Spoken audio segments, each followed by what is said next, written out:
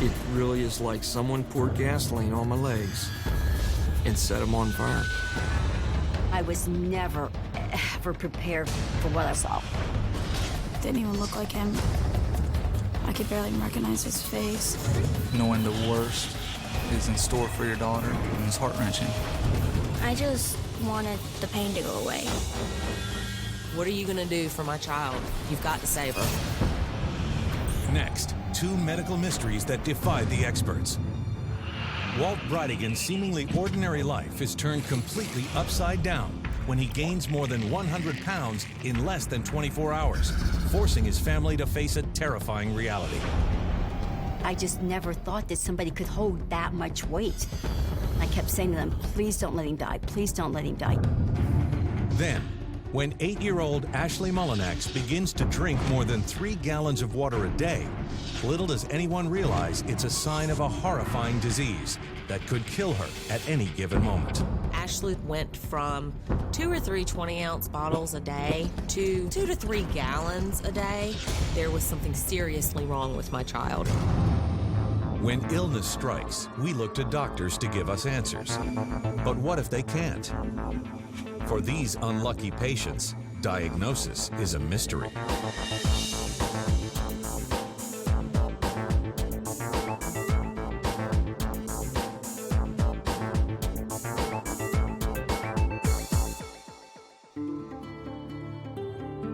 In the winter of 2005, 48-year-old Walt Breidigan was in the prime of his life.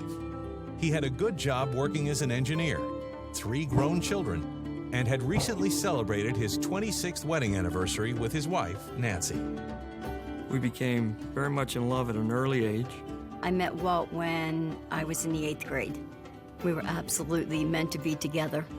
Nancy is the love of my life. I've loved her since I was 15, and even now, it's as strong as it was when we were 15.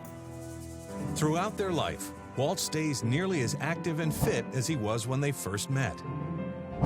Walt was a very athletic guy, never sat still, always liked to coach, very seldom ever missed work.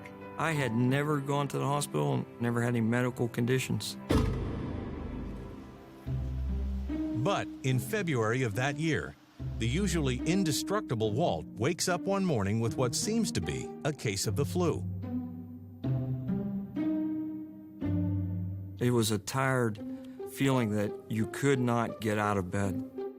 It seemed like his symptoms were like an upper respiratory virus. My daughter had had the exact same symptoms a week before. I thought, after a couple days, this will pass.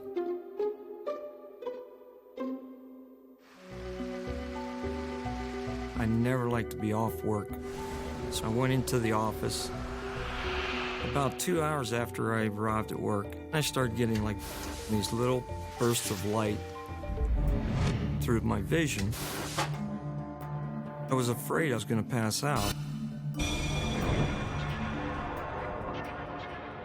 So I had one of my coworkers call my wife immediately so she could pick me up. He could barely make it to the car. I knew there was something wrong, so we rushed to the doctor's office. The doctor said, let's check your blood pressure and see where it stands. It was like 70 over 50. 120 over 80 is a normal blood pressure. The doctor said, wow, that's a really low blood pressure. Low blood pressure is a condition in which diminished blood flow deprives organs throughout the body of oxygen and other nutrients. Extreme cases can be fatal. This was really odd to me. I had never had anything but good blood pressure. The doctor said that he felt that it was due to dehydration from the upper respiratory virus that he had. The doctor gave me some medication that would raise the blood pressure. With nothing else to do, we just went home. When we got home, I helped him up the stairs into bed, and he felt that if he could lay down and rest, he would be fine. But about an hour later, Nancy is startled by a strange noise coming from upstairs. I ran upstairs to the bathroom, and Walt is passed out on the floor. So I'm screaming his name, saying, Walt, Walt, wake up. In the meantime, I'm yelling for my son to call 911. I actually thought, and when I couldn't bring him to, that he had passed away. As soon as the paramedics got there, and the first thing they did was check for a pulse, and they said to me, ma'am, we cannot find a pulse. Well, by this point, I'm like, oh my goodness, we're gonna lose him right here. And I kept saying to them, please don't let him die. Please don't let him die. You have to save him. Seconds later, to Nancy's relief, Walt opens his eyes.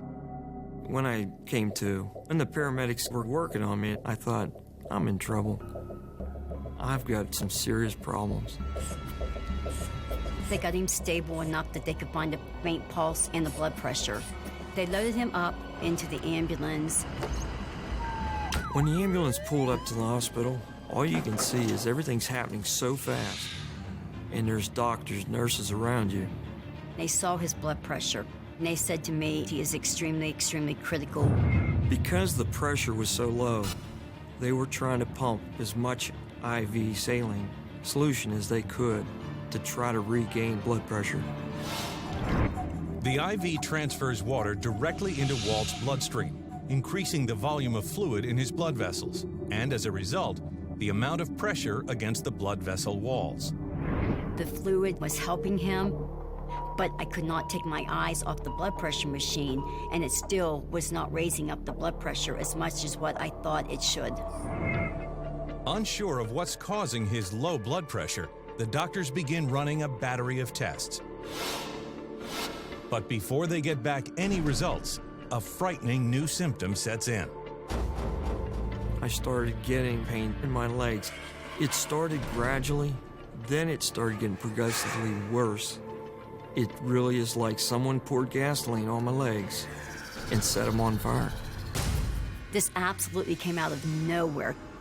I had never seen somebody in that much pain. They had connected the morphine to the IV, and immediately the pain subsided. Now I was starting to worry about my condition and why I was there.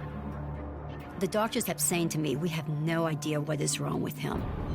We'll wait for the blood work to come back.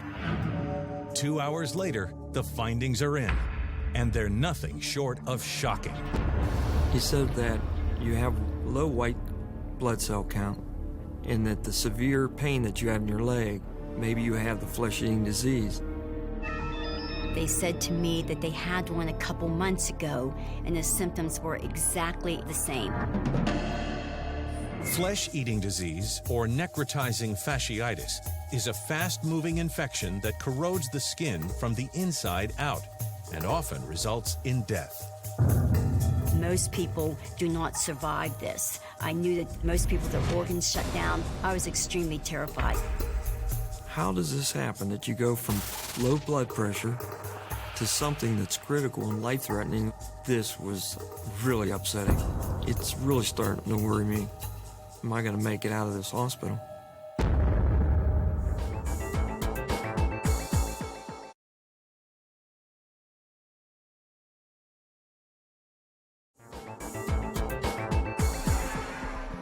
Just 4 hours ago, Walt Breidigan's blood pressure fell so low, paramedics could barely find a pulse. Now, doctors have an entirely new but equally pressing concern. Walt may have contracted a deadly flesh-eating disease. Right before they took Walt up to do the testing, I said to him, Walt, I want you to give me a promise that no matter what, you will fight to the very end because I cannot live without you.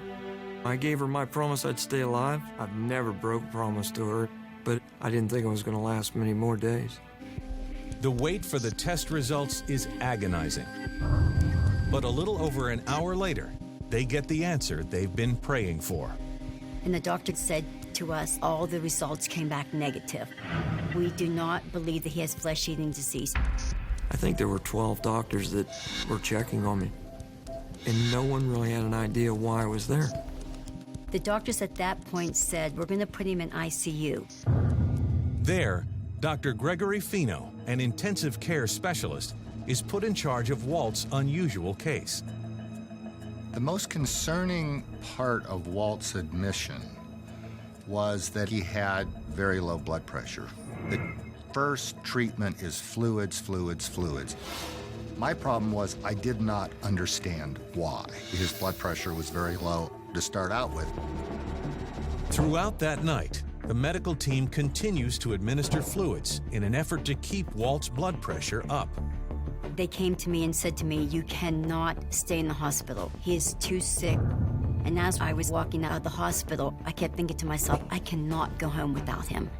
What will I do? But by the time Nancy and their daughter Lindsay arrived the next morning, Walt's developed a grotesque and terrifying new symptom, unlike anything the doctors have seen before. Dr. Fino said, "We need to prepare you for what you're going to see when you walk in." But I was never, ever prepared for what I saw. I could not believe it. His face when I went in, it didn't even look like he had any features. It just looked like this plain, blown-up balloon. I actually would have said that it was not my husband. It didn't even look like him. I could barely even recognize his face. When I saw the look on Nancy and then I saw the look on Lindsay, I can tell that there's something wrong and grotesque. I begged her, "Nancy, you have to let me look at my face." So I grabbed the mirror out of my purse and I showed him. When she raised the mirror and let me look, it's like looking at a picture. All you can see is the face of maybe a ghoul or a goblin. It was a faceless person. Even though I gave her my promise I'd stay alive, and I love her so much, I just didn't think I'd keep that promise. Walt had one of the most dramatic water weight gains that I have ever seen in my life. Within 24 hours, he gained about 100 pounds. While doctors are baffled by the transformation, one thing is clear. If something isn't done soon, Walt's skin could literally burst. Dr. Fino explained to me that if I didn't start going down in size, that the skin wouldn't be able to take it, and they would have to cut me to relieve the pressure. So what you have to do is called a fasciotomy, and that's just a medical term for making an incision from the back of the knee down to the ankle and just filleting, like you would fillet a fish open, to let all the excess pressure out so the blood could flow. I just begged him not to cut me. There is one other option on the table. Administer a diuretic medication, a drug that will force Walt's body to begin eliminating fluid naturally. To get rid of fluid, they stimulate the kidney, and you're taking more fluid out and you're passing it in your urine. But I was very, very concerned that if I give diuretics, it could drop his blood pressure again. I was between the proverbial rock and a hard place, but I decided to give him diuretics. I did not know for sure if I was going to make it through this. The waiting was almost unbearable. But after a few hours, the diuretics begin to drain the excess fluid from Walt's body without drastically lowering his blood pressure. Dr. Fino said the swelling has stopped, so we're not going to have to cut him. And I thought, oh, that's fantastic. And over the next several days, Walt's blood pressure finally stabilizes. It was my belief that at that time he may have had a viral illness like a cold that just caused an inflammation in his blood vessels and swelling and resulted in the low blood pressure and all of his problems. But really felt that this was a self-limited condition. Dr. Fino said to me, I'm 99.9% sure it will never happen again. Relieved and shaken, Walt and Nancy head home, eager to put the whole nightmarish episode behind them. He was just like the old husband that I had back before. We just counted our blessings and moved forward. For the next 2 years, we were a totally happy family. We never really even talked about it anymore. But the Breidigans' problems are far from over. A little over 2 years after the attack that nearly killed him, Walt wakes up one morning feeling sweaty and exhausted. I'd gotten the flu, which I never thought anything about it because Nancy had gotten the same flu. But later that same day, Nancy hears a terrifyingly familiar noise coming from the upstairs bathroom. I go rushing into the bathroom, and he was passed out on the floor. And I'm thinking, no, this can't be happening. Please do not let this happen to him again. I said, Nance, it's back. It's the same thing. I know it. You gotta get me to the hospital now. I really didn't think that we would be able to survive this time around. I really thought, I'm gonna pass away.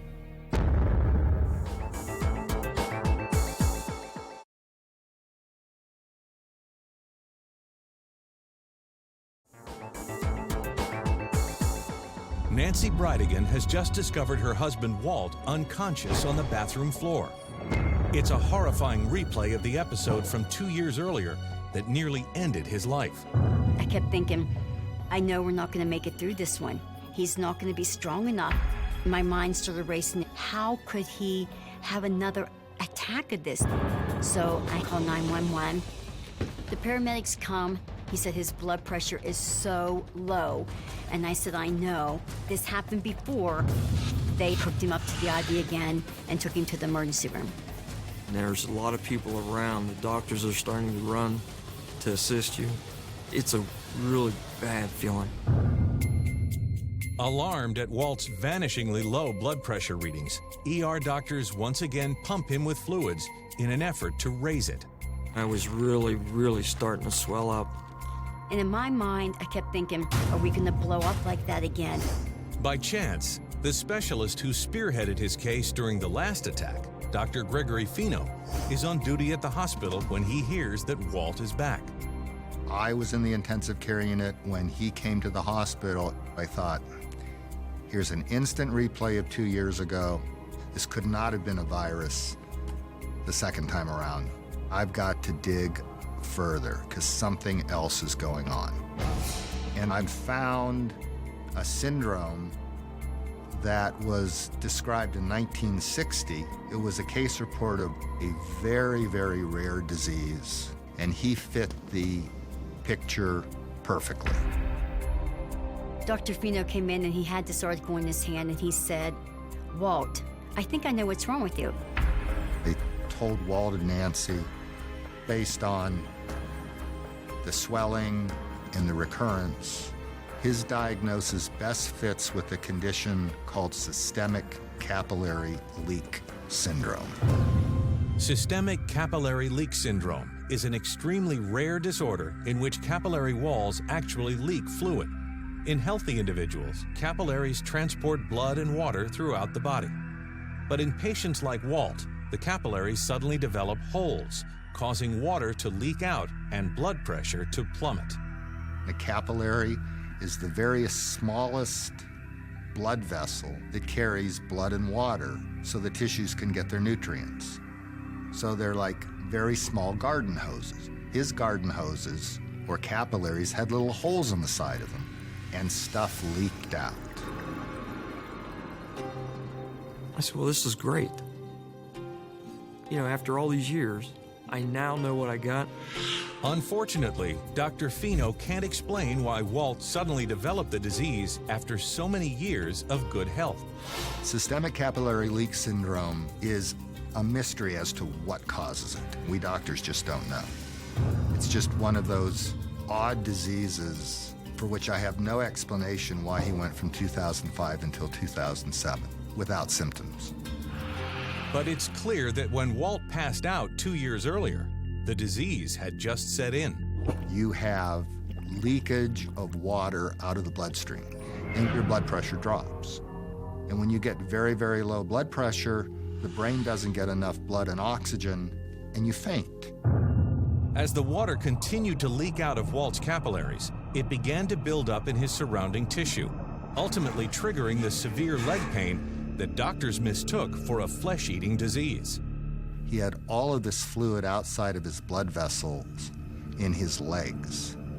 The major nerve in his leg got compressed, and blood vessels got compressed, so the muscles weren't getting enough oxygen. Ironically, the more fluids doctors administered to stabilize Walt's blood pressure, the more water leaked out of his capillaries, causing the grotesque swelling.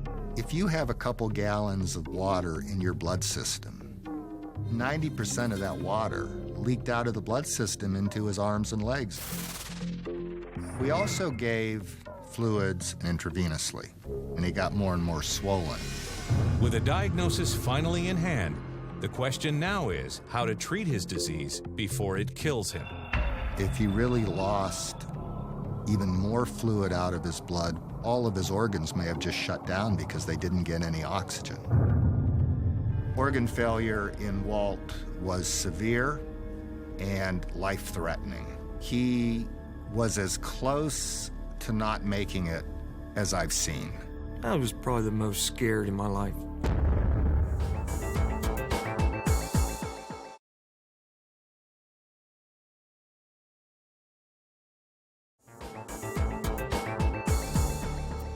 Walt Breidigan has just been diagnosed with a deadly condition called systemic capillary leak syndrome. Unfortunately, the disease is so rare, doctors aren't even sure how to treat it. You got to figure a way to stop the leaks. All these little holes in the capillaries somehow need to be plugged up. We gave what's called albumin intravenously. Albumin is a protein that can, in some cases, get fluid out of the space outside of the blood vessels and suck it back into the blood vessels. So I said, I can't tell you for sure this is going to work, but we've got to try something. And so I'm sitting there thinking the worst, like what would I do without him? I think within maybe 4 to 7 hours after he started the IV, it was just a fresh, normal feeling, and it worked quite well.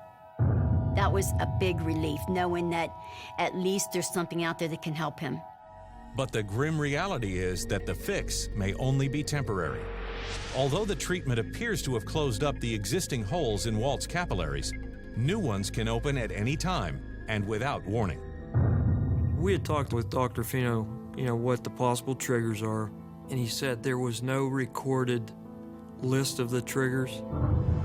Unfortunately, Walt will need to be carefully monitored for the rest of his life and treated in the hospital at the first sign of a major recurrence. But despite the difficult prognosis, the 50-year-old is lucky to be alive. Walt's systemic capillary leak syndrome, had it not been properly diagnosed, would no doubt in my mind have taken his life. But while Walt and Nancy are forever grateful for everything Dr. Fino has done for them, they can't help but wonder why the disease wasn't diagnosed when it first surfaced 2 years earlier. The first time Walt was admitted, he was sick with a viral cold-like illness, and so was his family. So that was the direction that I went the second time around. This could not have been a virus because he had recurred. So I better look a little bit further and do a little more intensive investigation. We think there's hundreds or thousands that have had it that didn't live through the first episode. Right now, we think there's less than 50 in the world. Systemic capillary leak syndrome is the rarest disease that I have ever encountered in my 30 or so years of medicine. Today, 4 years since his first attack, Walt has learned how to manage his condition. With capillary leak syndrome, the leaks will continue. With mine, I leak usually once a week, but one thing that I'm blessed with is that I can tell when it's getting serious. And I go straight to the emergency room. I have a bracelet that tells them exactly what to do. Walt is very lucky. He's one of the ones who have lived the longest with it. There's a sense of hope. I think every time the attacks get easier. We're still together. We just celebrated our 30th anniversary. My plan for the future is to be able to celebrate my 100th wedding anniversary with Walt. I gave her my promise I'd stay alive. Now we're years later. We're still able to spend a lot of time together. I'm alive. And I think it's really all I need.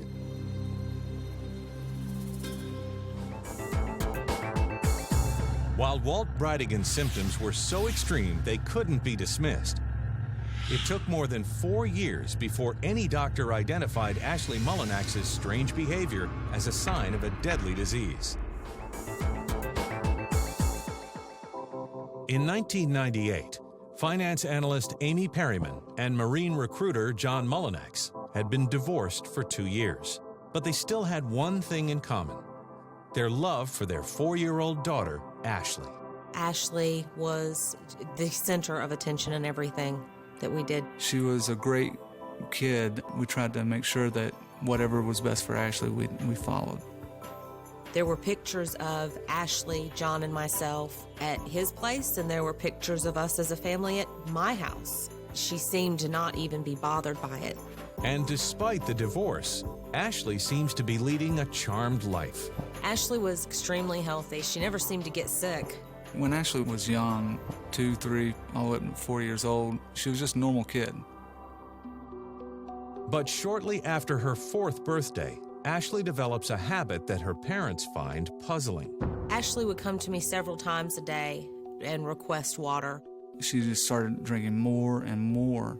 It was very strange. She would just refill a 20-ounce bottle of water 7 or 8 times a day, 2 times an hour. It wasn't normal for children her age. She's drinking a lot of water, but my goodness, she goes to the restroom 8, 10 times during daylight hours. That's crazy. Then the bedwetting started. It was almost a nightly occurrence. We had to go out and buy rubber sheets for the mattress to protect them. It was becoming quite a problem for her, and I found that to be bizarre. I called and made an appointment for Ashleigh to see her pediatrician just for a routine physical.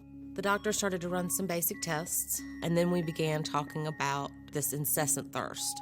And the doctor mentioned specifically, these are key symptoms of diabetes. We need to have her screened.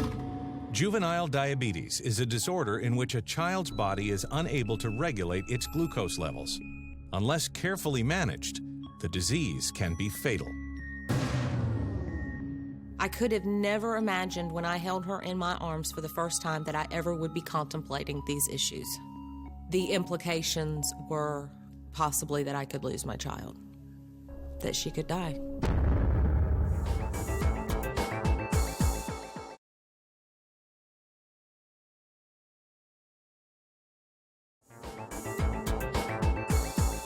Amy Perryman has just received some shocking news.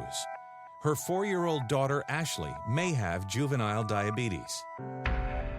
Now she's waiting with bated breath to find out the results of a blood test that will confirm the diagnosis.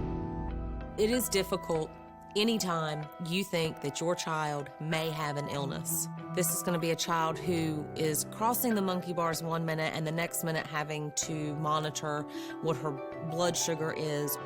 But when the findings come in, they leave the young parents with more questions than answers. The doctor came in and told us that Ashleigh's glucose levels were normal. Ashleigh does not have diabetes. I asked the doctor if there was any other concern that I needed to have as far as her drinking so much water, and they told me everything was fine. We really had no choice but to accept the diagnosis. But despite the doctor's assurances, Ashleigh's compulsive drinking continues to intensify.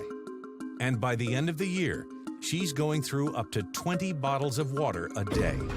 Ashleigh would try to sneak water all the time. She'd sneak bottles of water, and I would find them under her bed.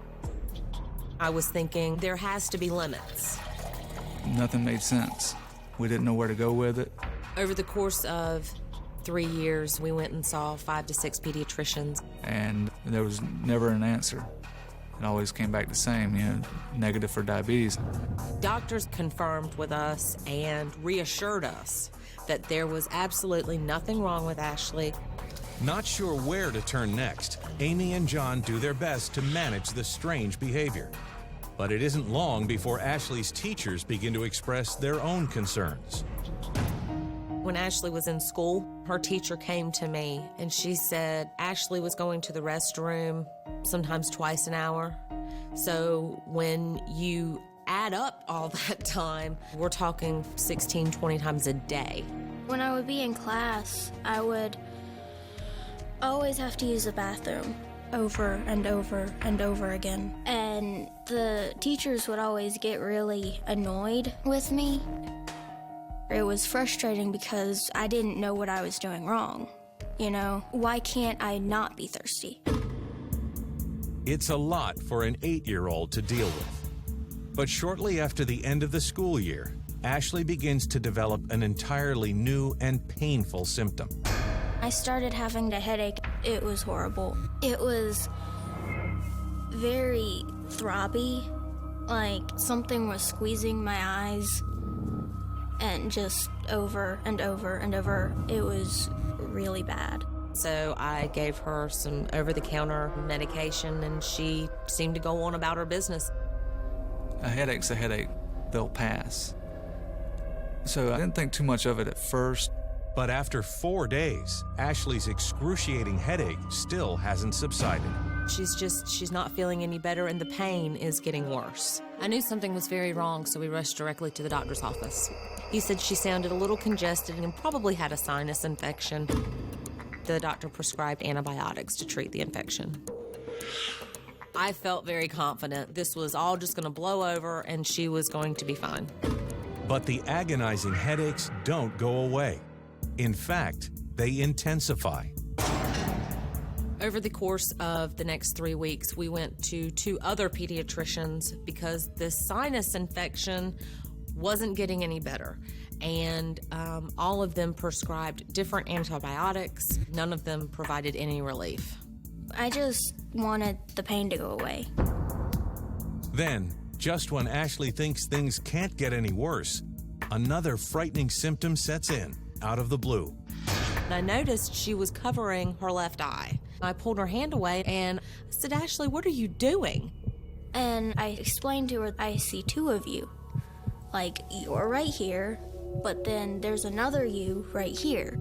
Her left eye was turning in towards her nose and looking over towards the right instead of looking straight ahead. I was deathly afraid. So we rushed directly to the doctor's office. As soon as we got to the doctor's office, he's looking in her eyes. He turns and he looks at me, and the blood just ran out of his face. This is not a normal happening. He was very, very concerned. Immediately, he sent us to the hospital to have an MRI. I felt like the wind had been sucked out of me. We got in the car and just started driving. I immediately called John and said, "There is something seriously wrong with Ashleigh. What is it that these doctors have missed?" It scared me to death to know something is definitely wrong with my daughter. I got in the car and raced to the hospital. It was scary because I didn't know what was going on. As soon as they arrive at the emergency room, the on-call doctor orders an MRI of her brain. I was beyond concerned. It was becoming, I'm afraid. What is going on? Things are moving very quickly now. All kinds of things just run through your mind at once. But nothing could have prepared John and Amy for what the MRI reveals. One of the physicians came to us and stated that we have found a tumor in my daughter's brain. And I looked at John and I said, "This can't happen. This can't happen to our baby." I just leaned up against the wall and I just slid down the wall. It was hard. Everything I'd ever heard about a tumor was bad. Just knowing the worst is in store for your daughter, it's heart-wrenching. For all these weeks, I had said, "Oh, it's just a headache. There's nothing wrong with her." And now she has a tumor in her brain. How do you go to that? How do you get past that?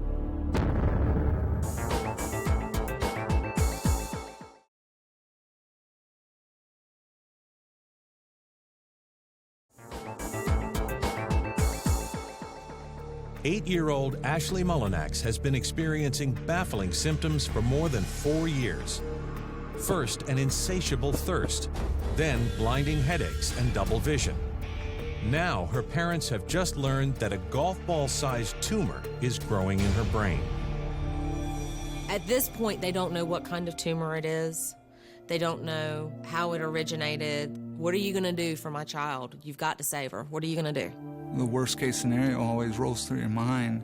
That was the worst day. of my life.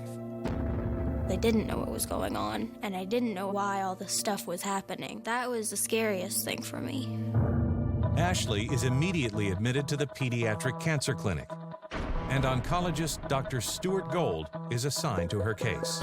Ashleigh presented to us with a history of having headaches, some changes in her vision, as well as trouble with urinating too much and drinking too much. Ashleigh had a mass on her MRI in the third ventricle, in the area of the pineal gland. The pineal gland is a centrally located area of the brain where many vital nerves and glands intersect.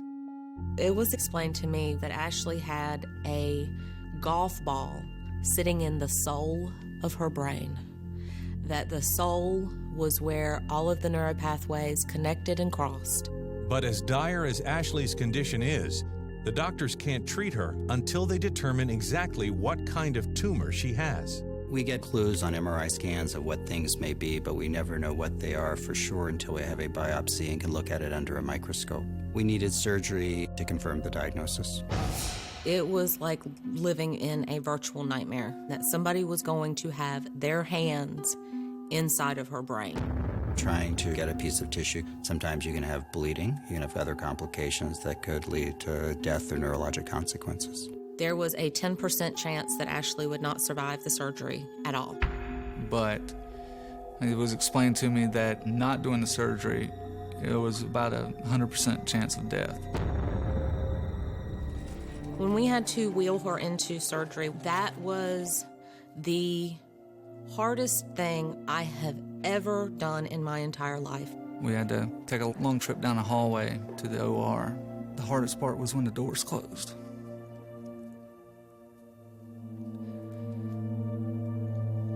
You don't know. Waiting for Ashleigh to come out of surgery was agonizing. We didn't know she'd make it through. It was the longest time of my life. With each passing moment, John and Amy's anxiety only deepens.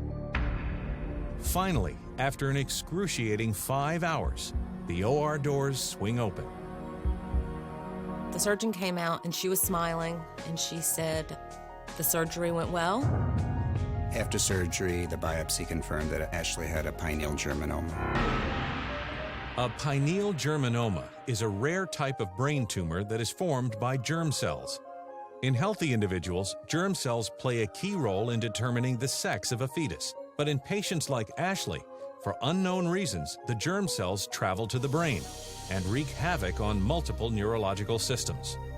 Knowing that this had been growing in Ashleigh's brain for her entire life, that immediately shocked me.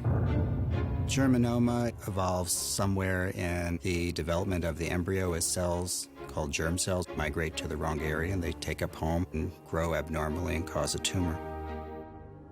As tumors grow in the area of the pineal and the pituitary gland, they can destroy the pituitary gland. As this happens, the pituitary gland can no longer do its basic function, making hormones that help regulate the body.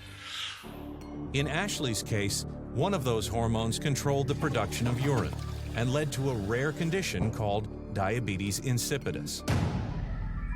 Diabetes insipidus is when you cannot concentrate your urine. So you keep urinating and urinating, and you get dehydrated and you drink and drink, and it actually looks quite a bit like childhood with diabetes, but is not.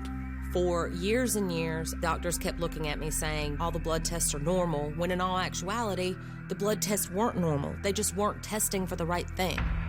And as the tumor in her brain grew bigger, it led directly to Ashleigh's other symptoms. The tumor blocked the flow of her spinal fluid. This caused a backup of pressure, and this caused her headaches. Ashleigh had double vision because she had increased pressure in her brain, causing pressure on the brainstem. More than 4 years after Ashleigh's first symptoms set in, Amy and John finally understand what's wrong with their child. And it raises the question as to why it took so long to identify the critical clues. Childhood cancers and tumors are very rare. I've been a pediatric oncologist here at UNC for about 20 years. We've seen a pineal germinoma a handful of times. But while the surgery to diagnose the condition is a critical step, Ashleigh's ordeal is far from over. First, doctors need to determine if the 8-year-old suffered damage to her brain during the operation. Although the surgery was a success, we were still not out of the woods. We needed to see if there were any effects from surgery. The first question that I asked Ashleigh when she woke up was, how many mommies do you see? And I said 1, and she kind of broke down a little bit. I was tired, but I didn't hurt. My head didn't hurt. It was such a relief to know that, she's okay. Right in that moment, everything's fine. Still, the worried parents must now face another harsh reality. Ashleigh will have to undergo treatment to shrink the tumor in her brain. Dr. Gold initiated a plan for Ashleigh to go through 3 rounds of chemotherapy and 6 weeks of radiation. I was a little upset that I had to shave my head.